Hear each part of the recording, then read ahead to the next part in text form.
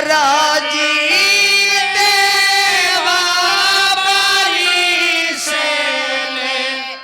ओरिए ओरिए मधु चूए ओरिए ओरिए मधु चूए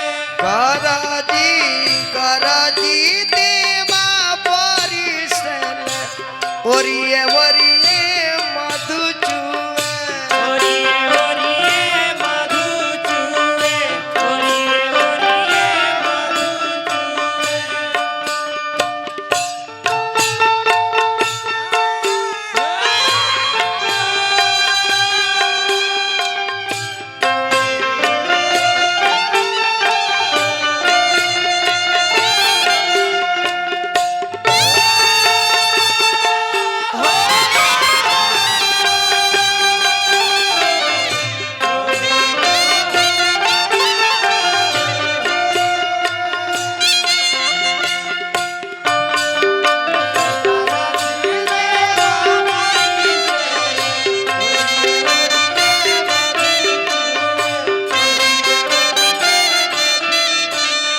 कोसिली के चलानी अभिषेका सेवका मुट्ठी भरा धोती भीजे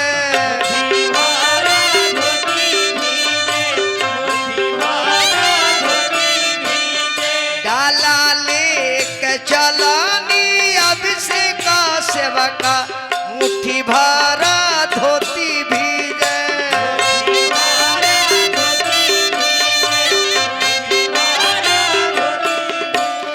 भीजता तभी पियारा धोती कोसी मोरा नहीं भीजे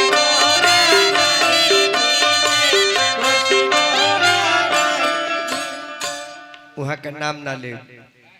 वहाँ के मेहरारू का नाम हम नहीं जानो काहे जी नहीं जानो हरकेश तिवारी जी और वह मलकिनी का नाम खुशबू करे नमक काटवा पर रहे नु खुशी खुशी बाप रे दलाली के चलानी हरि के सेवका मुट्ठी भरा धोती भीजे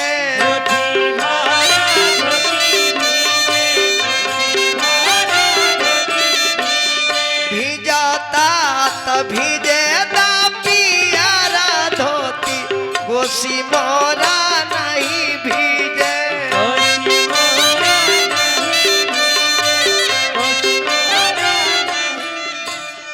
और अगती पे चलाली खुशी आती भाई कुसुम रागा साड़ी भीजे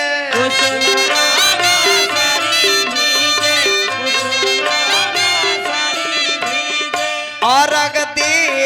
चलाली खुशी आती भाई कुसुमरागा साड़ी भीजे कुसुमरागा साड़ी भीजाता तभी जेता कुसुम साड़ी और मोरा नहीं भीजे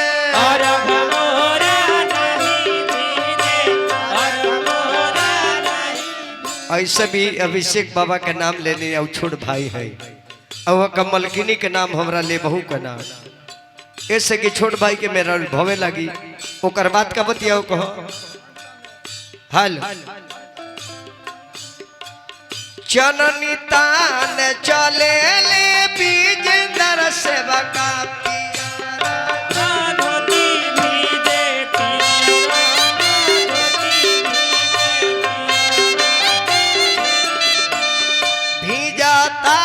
तभी जननी मोरा नहीं भीजे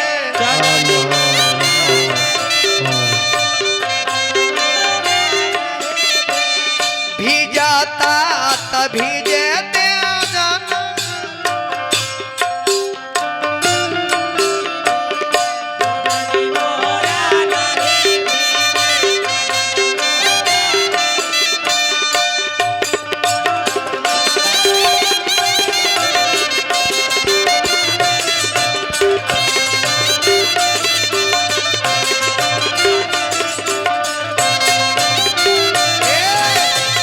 अब हरि के नाम लो कहे के बाद श्री कृष्ण गोविंद